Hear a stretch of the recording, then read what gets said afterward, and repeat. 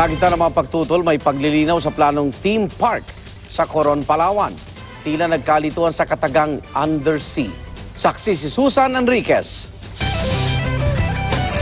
Picture perfect na tanawin, pinakamalinis na lawa sa Asia at ang hitik sa yamang lamang dagat.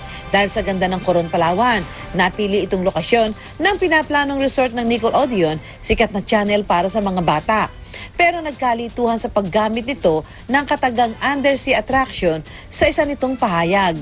Agad umalma ang ilang environmental group at mga netizen na gumamit pa ng hashtag na Coron is not bikini bottom sa ikinasang online protest.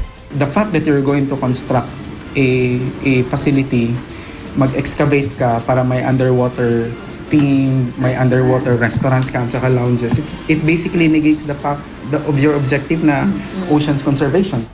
Paglilinaw naman ng partner ng kumpanyang may-ari sa Nicole Odeon, sa lupa at hindi sa tubig, ang pinaplano nilang theme park na may temang undersea. Wala pa raw natatanggap na proposal ang lokal na pamahalaan ng Palawan. Pero si DENR Secretary Gina Lopez, binaril na ang proyekto kung masisira nito ang mga bahura. I will never allow our biodiversity to be killed for the money some people want to make. Ako, si Susan Enriquez, ang inyong saksi.